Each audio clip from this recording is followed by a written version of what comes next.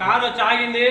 అలా దిగి నడుచుకుంటూ వస్తారు. వాళ్ళ షాట్ ఎప్పుడు చేస్తారా శ్రీశైలం యాదవ్ అలా వస్తారు. వాళ్ళు చూసావు కోపం అవే ముఖం అవే పెట్టుకో వేస్ట్ ఫీల్ అగాడు వస్తాడు. అలా చూశారు. అదిగో వచ్చాడు మన్మధుడు.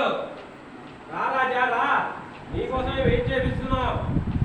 అవే వాడి ముఖం చూడలేకున్నావు నీచుడు. ఏమైంది వదినాన్ని సువర్ణ అడుగుతుంది ఎత్తయ్య ఏమీ తెలియనట్టు. ఏ నీ కొడుకు చెప్పలేదా? ఏమైంది అని అడుగుతున్నావు?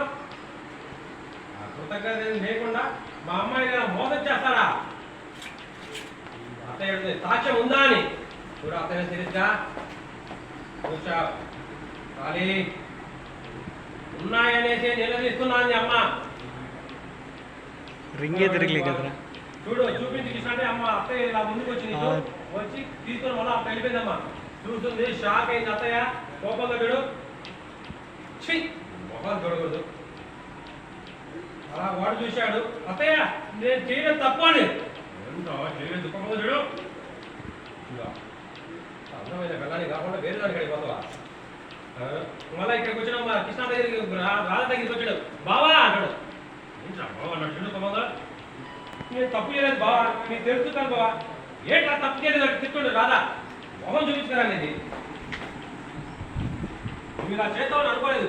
నా చెల్లిని నమ్మించి గొంతు కోసావరా.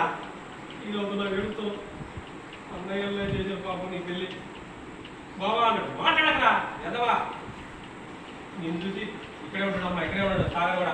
కెమెరా రైట్ ఇక్కడ ఇల్లు చూడు. శివ అంటాడు.